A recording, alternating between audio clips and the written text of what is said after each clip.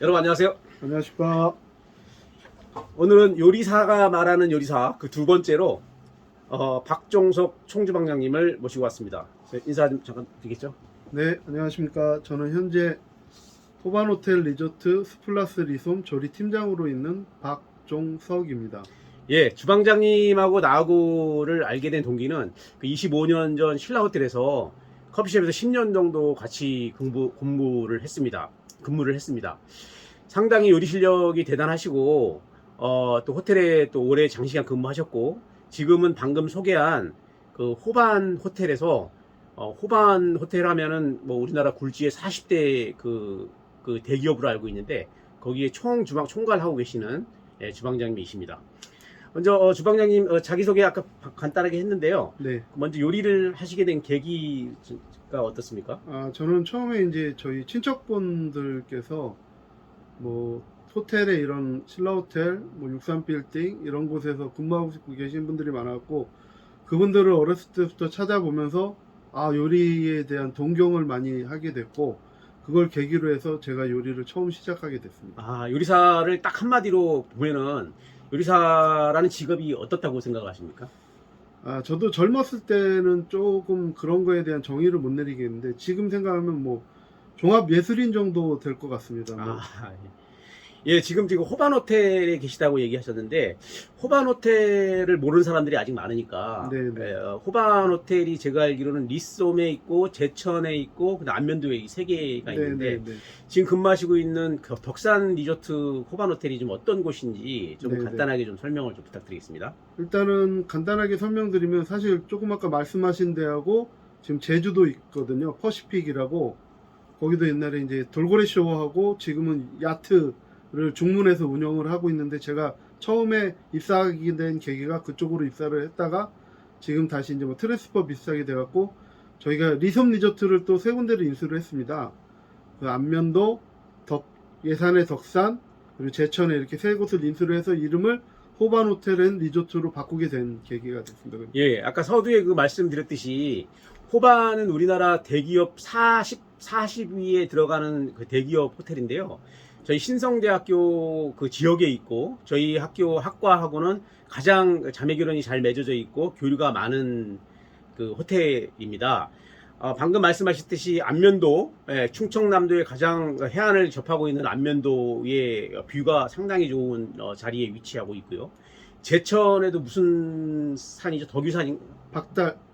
천동산 박달재라고 옛날 노래에도 나오는 전동산 국립공원 안에 있습니다. 예, 맞습니다. 이처럼 이게 서울에는 많이 알려지지 않았는데, 이 충남 지역에는 가장 자리를 잘 잡고 있는 호텔인 것 같습니다. 그럼 방금 말씀하셨듯이 제주도에도 뭐 네, 퍼시픽 리솜이라고 해서 예.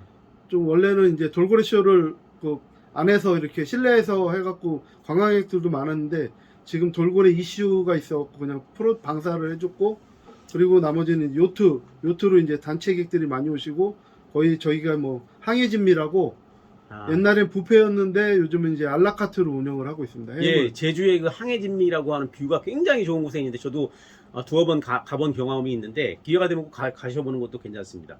자, 이번 그 인터뷰의 그 주제가 호텔 요리사들인데 네.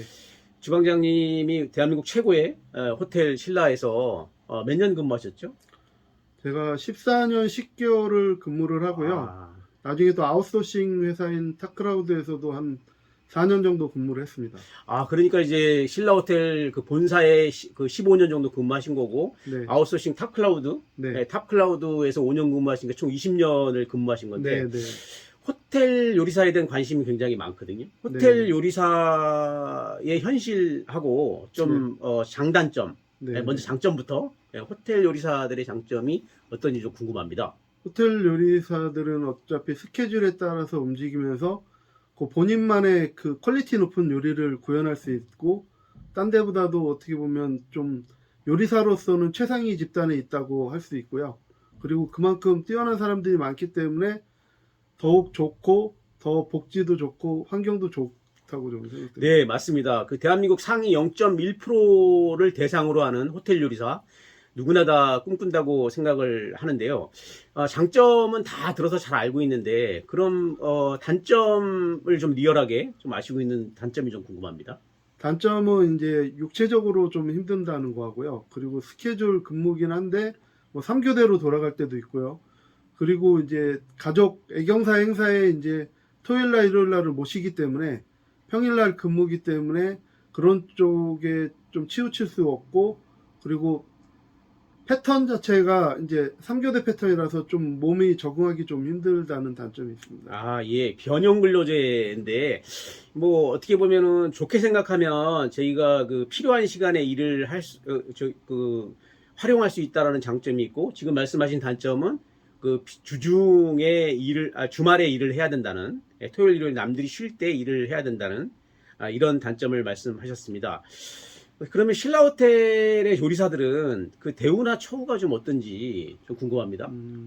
대우나 처우는 제가 보기에는 국내에서 탑일 것 같습니다. 그리고 어차피 연봉 말고 삼성, 제가 다닐 때는 이제 PIPS라고 이제 성과급이 뭐 나오기도 했는데 지금은 이제 그게 뭐 명칭이 바뀌었더라고요. 근데 아직까지도 그게 존재하는 거 보면 내가 흘린 성과에 대해서 뭐 고가를 잘 받을 수 있고 그만큼의 대우가 국내 탑 정도 되니까 제가 보기로는 그 연봉이나 이런 걸로는 남한테 뒤지지 않는다고. 자, 주방장님, 그 훌륭한 요리사가 되기 위한 조건으로 우리 그 박정석 주방장님도 느지막이 그 학사를 마치고 석사까지 또 마친 거로 알고 있는데 그만큼 이게 총주방장이 되기가 어렵습니까? 조건이 어떤지 좀 궁금합니다. 그렇죠. 이제 우리가 생각하기로는 그냥 요리만 하면 될 줄 안다고 생각을 하는데, 일단 조직 관리도 해야 되고 기획도 해야 되고 뭐 요리에 대한 뭐 연도 이제 1년에 봄, 여름, 가을, 겨울 뭐 이런 식으로 이제 요리를 1년에 할 거를 프로모션 플랜 같은 것도 본인이 짜야 되고, 그리고 요리에 대한 공부는 당연히 해야 되고, 그러니까 여러 가지 복합 예술인, 처음에 말씀드렸듯이 그렇게 복합 예술인이 돼야 되거든요. 이게 저도 처음에는 문서 작업 같은 것도 못하고 그런 거에 대해서 밤을 새고 막 이렇게 많이 고생을 많이 했는데, 이 요리사들이 공부를 하지 않으면 요리사들도 그냥 이런 말씀 뭐한데 그냥 맨날 출퇴근하는 그 직장인들이랑 똑같아요. 그냥 아무 생각 없이 그냥 맨날 똑같은 일 하는, 요리사들은 창작을 해야 되는, 그 공부나 이런 게 동반되지 않으면은 정말 너무 힘든 직업이거든요. 그런 거에 대해서 항상 공부나 여러 가지가 꼭 동반돼야 될 것 같습니다. 예, 말씀하셨듯이 말씀을 하시니까 저도 생각이 나는데 저도 대학원을 가게 된 동기가 컨티넨탈 근무할 때 그 홀에서 그 총주방장하고 푸드 스타일리스트하고 막 싸우는 소리가 들려가지고 가서 봤더니 그 30대 초반에 그 푸드 스타일리스트라고 하는 사람하고 내가 존경하는 그 총주방장님하고 막 언성을 높이면서 이렇게 싸우는 거를 보고 저 사람 저런 직업도 있구나. 근데 결국은 푸드 스타일리스트가 이기더라고요. 그래가지고 내가 그 총주방장이 되려면 푸드 스타일링을 좀 또 알아야 되겠구나 라는 생각에 경기대학교 식공간 연출 그 푸드 스타일링 전공이라는 것이 있다는 것을 알고 저도 공부를 늦지막히 했거든요. 참 잘했다고 생각을 하고, 우리 총주방장님도 참 공부를 늦게 시작했지만 훌륭한 요리사가 되기 위한 조건을 다 갖추셔서 지금 이 자리가 있지 않나 하는 생각을 합니다. 자, 오늘 인터뷰 너무 고맙고요. 감사드립니다. 혹시 마지막으로 그 예비 요리사들에게 마지막으로 특급 호텔의 총주방장으로서 하고 싶은 조언을 좀 한 말씀 부탁드리겠습니다. 이제 저희가 이제 직장 생활을 하다 보면 모든 사람들이 나는 다 잘한다. 누구나 이제 자기는 고가가 좋다고 생각되는데, 제가 위에서 봤을 때는 그 친구만의 정체성이 있거든요. 아이덴티티를 어떻게 가지고 있느냐.